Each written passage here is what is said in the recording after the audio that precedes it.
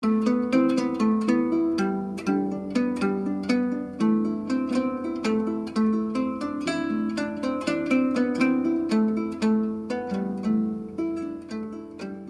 I'm Peter Adamson, and you're listening to the History of Philosophy podcast, brought to you with the support of King's College London and the Leverhulme Trust. Online at www.historyofphilosophy.net. Today's episode will be an interview with Dominic O'Meara, who is Emeritus Professor of Philosophy from the University of Freiburg in Switzerland. Hi Dominic, thanks for coming on. Hi Peter. The topic that we're going to be discussing today is Neoplatonism, and in particular two topics you've written about in books called Platonopolis and Pythagoras Revived. So we'll start with political philosophy, which was the topic of this book, Platonopolis. And I guess the obvious thing to ask you about that is, were Neoplatonists even interested in political philosophy? Because there's a kind of cliched idea that this is just something they paid no attention to.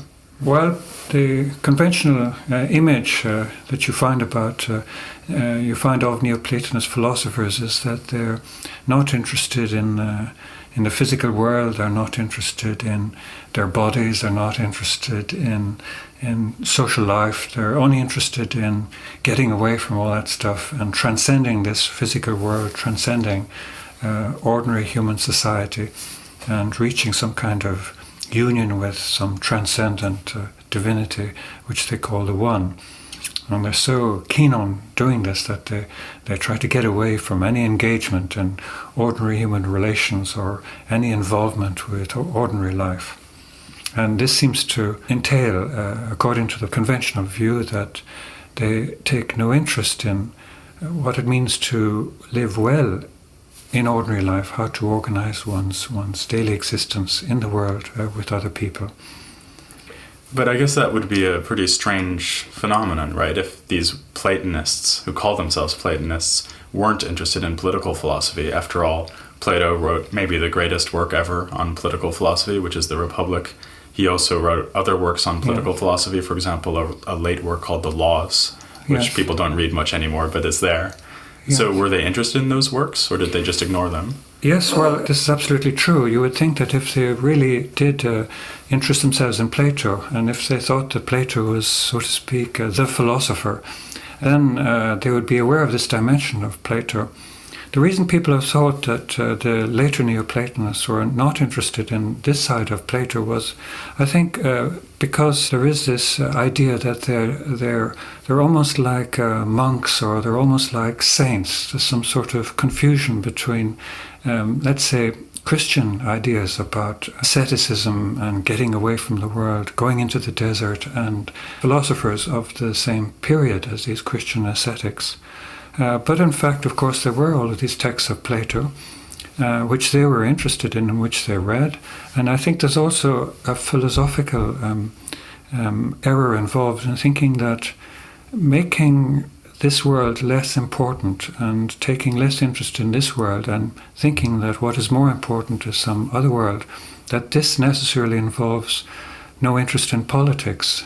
In fact, I think putting less emphasis in daily life in this world is itself, so to speak, a political gesture and involves a political theory. And so you might say that there is also a political philosophy or an attitude to this world which suggests that our present life, our daily life, is not the best life. It does not entail, logically, so to speak, that you have no political theory. I guess I can see how that would work in ethics, because if you thought the things of this world were not important, then, for example, you might put less emphasis on physical pleasure or getting money, for instance. Yeah. But how does it work out as a political gesture? Yes. Maybe another thing one should say that political philosophy in antiquity is not like modern political philosophy. And if you look at people like Plato and Aristotle, they consider that the polis, or the city, or the community, is in fact a sort of an ethical community, or a community in which you can realize the good, in which you can reach virtue. So it's quite different from a modern political perspective. So if we're talking about the Neoplatonists, I think we need to put them in the context of ancient political philosophy and the conception of political philosophy that you find in Plato and Aristotle. In other words, we live with others in order to attain virtue and in order to attain happiness. And this is quite different from modern conceptions. And the Neoplatonists thought also like this, that community, living with people, is a way of reaching virtue, and it is a way of reaching happiness in some way. And the purpose of political philosophy is to give us the knowledge required to realize this. And so political affairs, getting your political regime in the right order, would in a sense be the first step, or at least an early step, on the way to some kind of fulfilled wisdom and happiness. Is that right? Exactly. The big difference, you might say, is that the Neoplatonists didn't think that human happiness could be fully attained, completely attained in ordinary daily life, in the ordinary social situation, and that it could only be attained in a higher life. But they also thought that a step towards this higher life was living well, living virtuously, and in a certain sense living quite happily in your ordinary life, in your ordinary material life, in your ordinary social relations. And so they introduced the idea of political happiness. And the idea of political happiness is the idea of a happiness which is, so to speak, an image or an anticipation or preparation for a higher happiness, which would be the happiness of this transcendent life, this life of intellect, in fact. Would they think if I attained the life of intellect, the true happiness, that the political happiness could just fall away, so that it's a kind of step on a ladder towards true happiness, but one that I could discard once I got up the ladder? Yes. Well, I like to think of this in two ways. There's, you might say, the political happiness and virtues or living well with other people in your material existence is a necessary step for reaching a higher kind of happiness, the happiness of pure mind. But that's just one phase, so to speak. The other phase is the phase of supposing that you've reached higher perfection and higher happiness. You're still living in this world. You still have a body, you still have people around you, you still live with them. And in fact, to the extent that you live with other people and you live a material existence, a corporeal existence, you still require, so to speak, political happiness, even if you have theoretical happiness. So in fact, political happiness leads to theoretical happiness, but if you have theoretical happiness, you still need political happiness to the extent that you live in a body with other people all around you. Right. That's really interesting. Maybe we could talk about how that plays out in specific Neoplatonic thinkers. Yes. The obvious place to start would be Plotinus, because he's usually Yes. reckoned as the founder of Neoplatonism. Yes. And I guess that political philosophy is certainly not what leaps to mind when most people think of Plotinus.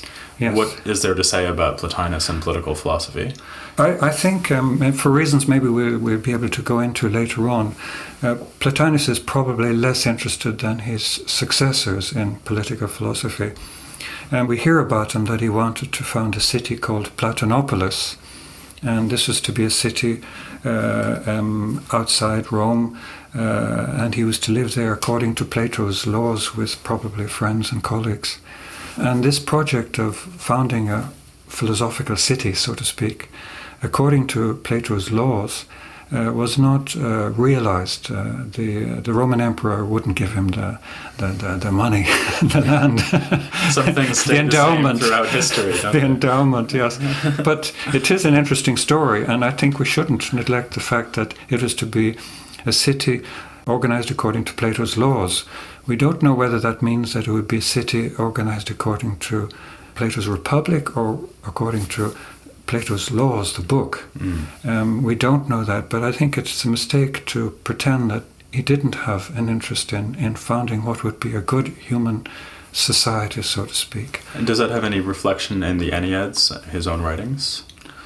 I think it does. I think he talks now and then about how we should lead our lives. He's mostly interested in, you might say, your personal life and in your family life and in living with the people who are near you, around you. And he uses, for describing these relationships, the relationships within yourself and with the people who are close to you, he uses, in fact, the model of Plato's Republic, where you need to develop a sort of a balanced life in which your emotions, your desires are rationally conducted, and conducted in such a way that they don't, so to speak, take over the function that is proper to reason.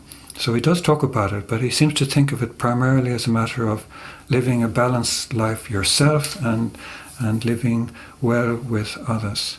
He also seems to think, he does mention at one point the idea that if you have reached theoretical wisdom, you may want to use this theoretical wisdom to translate it, so to speak, for the benefit of the people around you in improving social relationships. And there he does, this is a text in treatise in Ennead 6.9, there he does use the idea of the philosopher who descends into the cave, which you find in Plato's Republic. And speaking of the Republic, I guess we could move along to Proclus, because Proclus wrote a commentary on the Republic, or at least a set of essays on the Republic. And we would expect that should tell us something about his political philosophy. Yes. What does it tell us? Well, in fact, you might say, if I can add a few things, the Republic is a little more present in Plotinus than one might imagine, and there are actually more references to Plato's Republic than are listed in the standard editions. Iamblichus himself was interested in Plato's Republic and interpreted it and uses it, quotes it quite extensively. And so when Proclus gets to commenting on Plato's Republic, this is not something new, but at least we have these texts from Proclus, and we don't have earlier texts which are lost. So at least in Proclus we can see what a later Neoplatonist would do with Plato's Republic. Now, why was Proclus interested in Plato's Republic? Well, he was interested in Plato's Republic and in Plato's Laws, and he read the Politicus also, Plato's Statesman. And it seems to be in the context of an interest in what is called political virtue in Plotinus and in Proclus. That is, how the virtue of living well, as I have described it, in your terrestrial existence, in your material existence, in your social relationships with others. And to cultivate these political virtues, which are the virtues that Plato defines in the Republic, Proclus read Plato's Gorgias and also Plato's Republic and Plato's Laws. These were the texts in which you could find information about political virtue and how to develop it. And you think that wasn't unusual, that they would have been studying the Republic and the Laws in his class? Or was it not in a classroom context? Was it something he was just doing on his own for his own interest? Or do we not know that? I think we can say that Proclus was a brilliant student, and that he read as a brilliant student, a very industrious student, a serious student. He read as much as he could of Plato, and so he didn't content himself with a sort of a minimalistic course in readings in Plato. He read everything, and he read the Republic and he read the Laws. And it's probable that his better students, when he became a teacher, also were not content with sort of the minimum course, and they also read these texts. And I imagine he wrote on Plato's Republic for these better students. And what sort of themes most interest him about the political philosophy of the Republic? What does he do with the text? Well, he's interested in a number of questions. There are a number of essays, and some of these questions are questions which are still very much discussed in Plato studies. For example, he discusses the question at the beginning of his set of essays on the Republic as to what the Republic is about. Today, there's some discussion as to whether it's really about politics, or is it not more about ethics, or about psychology, perhaps. And Proclus discusses this question, and I think has a very good way of balancing out the political and the ethical dimensions of Plato's Republic. There's another essay which I find very interesting, in which he talks about Plato's idea of the philosopher queens. And he has an interesting theory about this. He takes it quite seriously. If you think that Neoplatonists are not interested in politics, you will have a little problem with explaining why Proclus talks about philosopher queens. And he's in favor of the idea, presumably, yes, that women could be philosophers and be rulers. Absolutely, but he has a refined theory, because people notice that in Plato's laws, the women don't get the same, so to speak, equality. They don't have the same power in Plato's laws as they have in Plato's Republic. Women don't become rulers in Plato's laws. And so there's a problem in Plato, what you do with the fact that in the Republic, women can be rulers as well as men, but in Plato's laws, they can't. They have a somewhat lower place. And Proclus deals with this question, and his solution is to say that Plato's laws takes account more of human nature. And so Plato's laws introduces things like a certain amount of inequality between the citizens. It introduces the idea of private property, introduces also a certain subordination of women. This seems to have to do, you might say, with the realities of human nature. Whereas in the Republic, Plato excludes private property, excludes family life, insists on absolute equality, at least as regards the rulers of society. And there, women are no different from men, at least as far as their qualifications to rule is concerned. So Proclus regards the ideal city of Plato's Republic as a, so to speak, absolute ideal, an absolute ideal of equality, justice, harmony. But he regards Plato's laws as a, so to speak, second degree ideal. Which makes concessions to Which makes certain concessions, and, exactly. Right. And so we make some concessions to the fact that humans tend to want to have some private property. And they tend to want to have families. And then, of course, the concession also, and this is maybe a typically Greek concession, that maybe women, so to speak, take second place.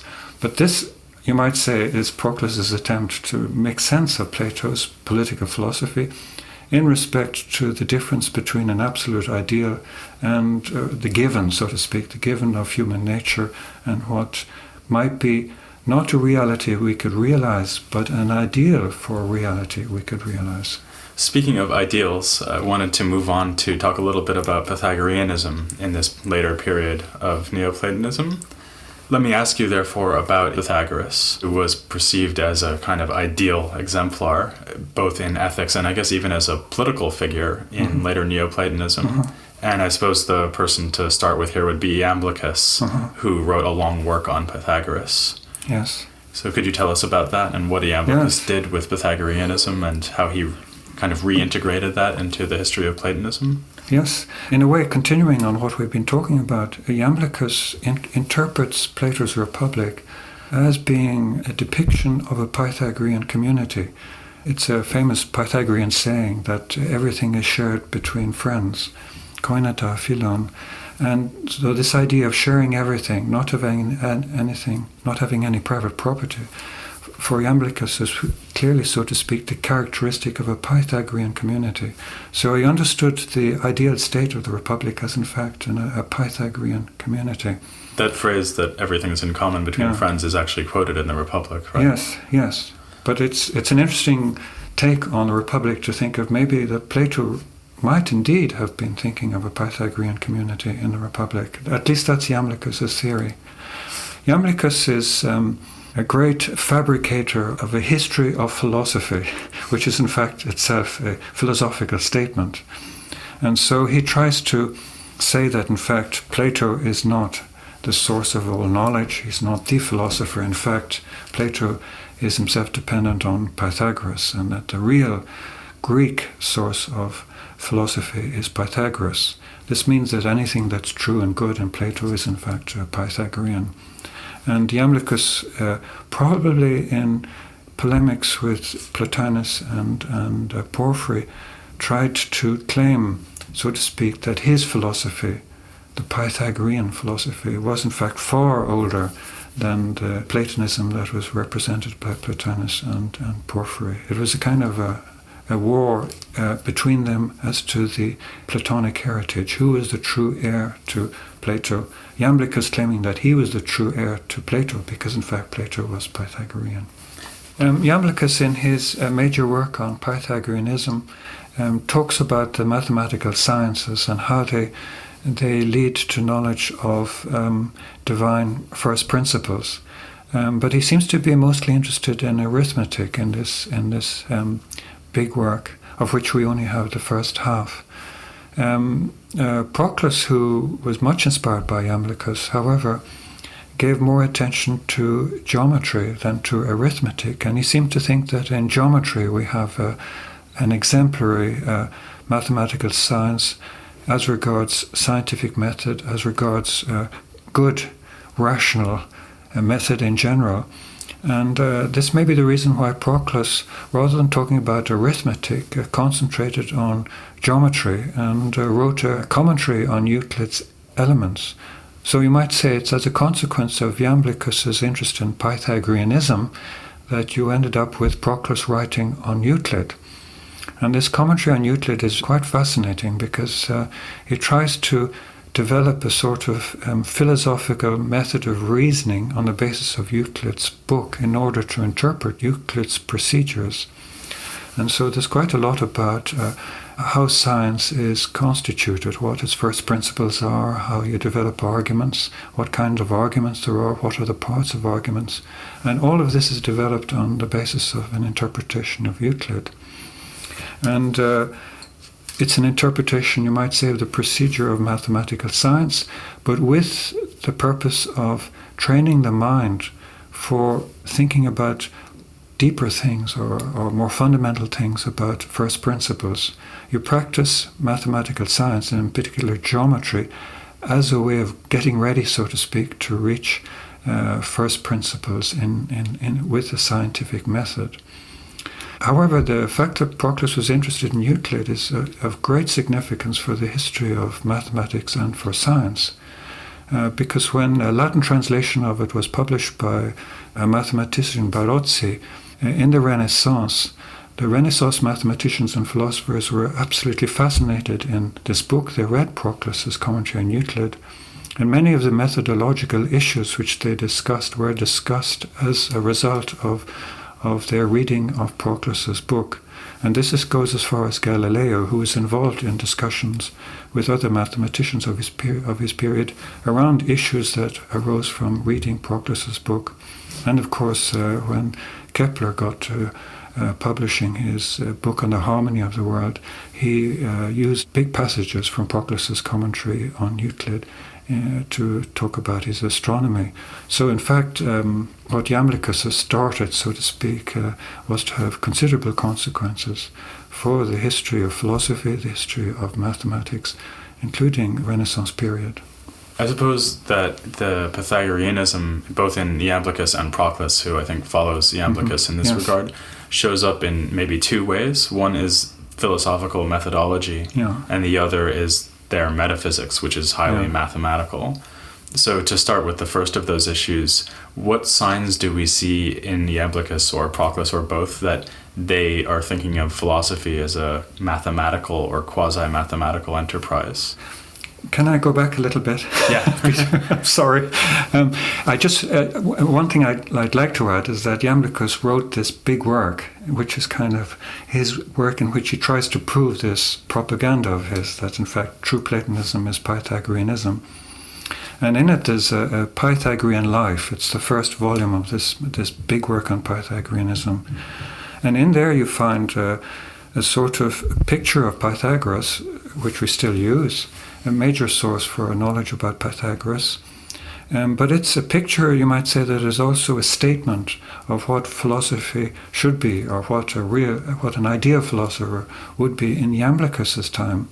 And so if you read it like that, then you find that Pythagoras is involved in politics. He gives political advice. He's a political thinker, and he invents constitutions, and his school, of course, is very much politically involved. You could read this text again as an illustration of a vision of the philosopher that Iamblichus himself would subscribe to. But of course, in this life of Pythagoras, or Pythagorean life, that Iamblichus wrote, there is not just the facet of Pythagoras as a political philosopher, there's also the facet of Pythagoras as mathematical philosopher. And in fact, the two sides are there together, and as they are in Iamblichus himself. So in the following books of this big synthesis of Pythagoreanism, which he wrote, which I think is not a collection of real evidence on ancient Pythagoreanism, but an expression more of his program, so to speak, to make a Pythagorean Platonism, you find that this aspect of Pythagoras as a philosopher of number, is in fact developed very much. So the philosophy turns out to be primarily mathematical science, and then the science that mathematics leads to, the science of transcendent causes, metaphysics or dialectic, as Plato calls it. And they would even have seen some of the entities that you get up to study in the higher realms of philosophy as either quasi-mathematical or as actually numbers, right? Yes. I think this taking seriously of the idea of the importance of number and of mathematics in general is important in Iamblichus and in his successors, because they actually try to fill out this program. We have this idea that everything is number, or we can understand everything through number, but how do you carry this out in detail in scientific investigations? And that's actually what Iamblichus tries to do. So it's actually very significant. And I think even more significant is that he seems to think that mathematical science provides us with the formulation of what rigorous scientific thinking is. And this means that mathematical concepts of order start to permeate all of the philosophical sciences in Iamblichus. Mathematical order, the order of numbers or the order of geometrical figures, provide the structures for understanding metaphysical order, the order of first causes, and also physical order, the order of things in this world. Would that mean, for example, that if you had, say, a procession of gods, of Neoplatonic divine entities, that they would be considered to be analogous to numbers, so they would process in a kind of numerical fashion? Is that the sort of thing he has in mind? Exactly. So if you're a later Neoplatonist involved in trying to save all of the old Greek gods and save all of these lovely stories about the birth of the gods in Homer and Hesiod, and it's a kind of a mess if you want to sort it out, then all you do is you sort of take mathematical structures and you fit them into these structures, or mathematical structures, the order of numbers and the relationships between numbers, or the order of geometrical figures and the relationship between geometrical figures, provide you, so to speak, a skeleton on which you can hang all of these bits, so to speak, of old Greek religion. So the mathematization of philosophy in Iamblichus has very important consequences for the turning of the Greek pantheon into a sort of a philosophically meaningful structure. Right. Well, that actually gives me a perfect transition to the topic of the next episode, which will in fact be the relationship between pagan Neoplatonic philosophy and the emerging religion of Christianity in late antiquity. So please join me for that next time. But for now, I'll thank Dominic O'Meara very much. Thank you. And join me again next time on the history of philosophy without any gaps.